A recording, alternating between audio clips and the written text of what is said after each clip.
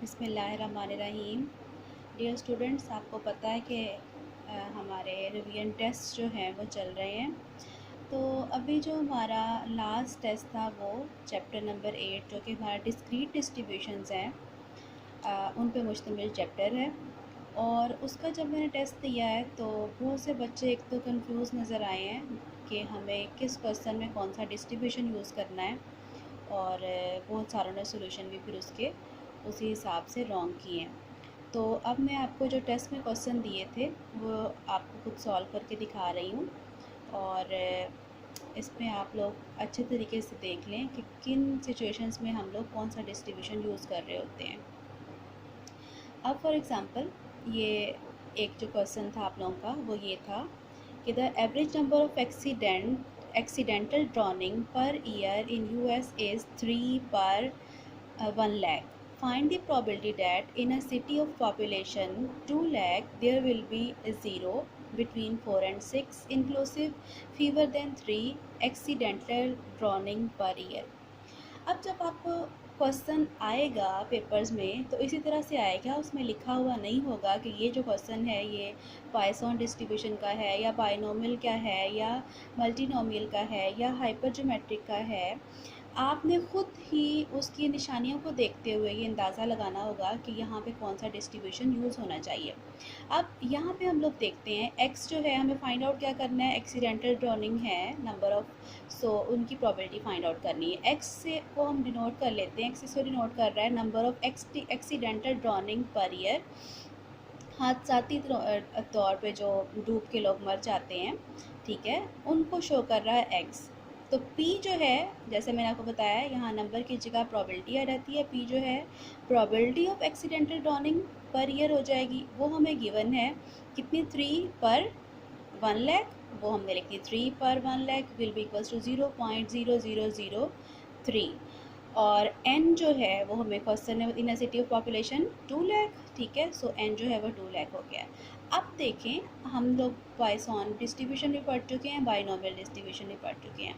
यहाँ इस क्वेश्चन में साफ साफ आपको पता चल रहा है कि कौन सा डिस्ट्रीब्यूशन यूज़ होगा, क्योंकि P देखें आपका 0.0003 है, ठीक है, और n जो है वो 2 लाख है। हम लोग पढ़ चुके हैं कि जब भी n जो है वो 5% से बिलो यानी 0.05 से बिलो, और सॉरी P जो है वो 0.05 से बिलो होगा और n जो है वो 20 या उससे अबव होगा, तो पॉइसन डिस्ट्रीब्यूशन जो है वो एक बेटर अप्रॉक्सीमेशन है प्रोबेबिलिटी फाइंड आउट करने के लिए, ठीक है। सो यहाँ पे तो P बहुत ही स्मॉल है और n जो है वो काफ़ी लार्ज है। सो ये साफ तौर पे निशानी है कि यहाँ पे हम लोग कौन सा डिस्ट्रीब्यूशन यूज़ करें, हम लोग पॉइसन डिस्ट्रीब्यूशन यूज़ करें। सो P is very small, so we will consider X as Poisson distributed. So mu जो है जो कि Poisson का पैरामीटर है एक सिंगल, वो किसके इक्वल होगा n इंटू पी, और ये किसके इक्वल आ गया 6 के इक्वल आ गया। प्रोबेबिलिटी फंक्शन हमारे पास या प्रोबेबिलिटी डिस्ट्रीब्यूशन किसके इक्वल आएगा, probability x equals to x will be equals to e raise to power minus mu raise to power x over x pictorial.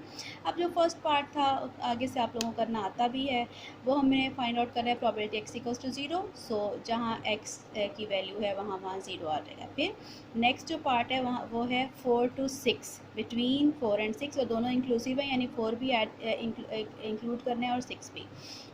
So this will be equals to probability x equals to 4 plus probability x equals to 5 plus probability x equals to 6, यानी जिस तरह हमने यहाँ पे 0 put किया, बिल्कुल 0 की जगह यहाँ पे 4, 5 और 6 बारी बारी इन सब में पुट करते जाएंगे। और लास्ट पार्ट जो है वो क्या है हमारे पास, वो है कि probability x is less than और लेस देन 3, फीवर देन 3, ठीक है। तो फीवर देन 3 के लिए क्या करना है, 3 से कम यानी कि 2, 1 एंड 0 इन तीनों की प्रोबेबिलिटीज़ फाइंड आउट करके हम लोगों ने ऐड कर देनी है, ठीक है। सो यहाँ से आपको अच्छे तरीके से पता चल जाना चाहिए कि हम लोग यहाँ पे पॉइसन डिस्ट्रीब्यूशन यूज़ करेंगे और इस तरह से सॉल्व करेंगे।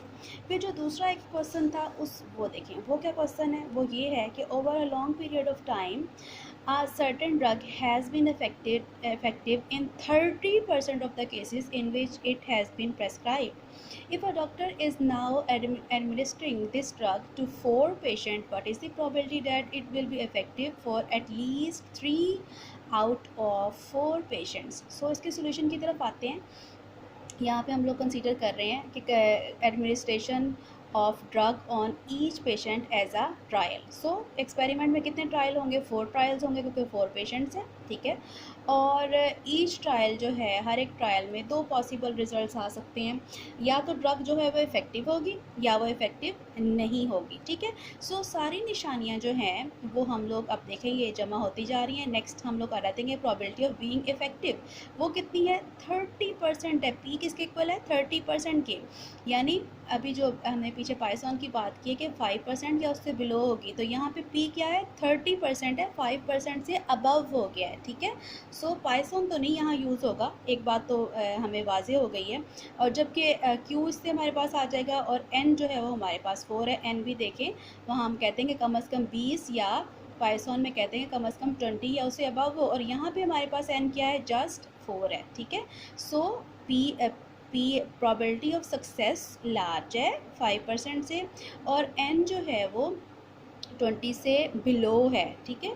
सो ये निशानियाँ और फिर उसकी बाकी सारी निशानियाँ हम लोगों ने देख ली कि 2 पॉसिबल आउटकम्स हैं, 4 ट्रायल्स हैं, इंडिपेंडेंट हैं, ठीक है.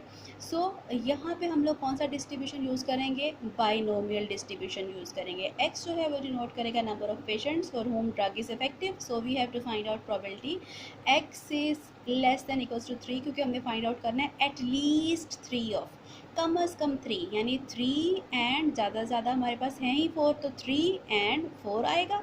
सो probability X equals to 3 plus probability X equals to 4. N C X हमें पता है फॉर्मूला होता है P raise to power X Q raise to power N minus x.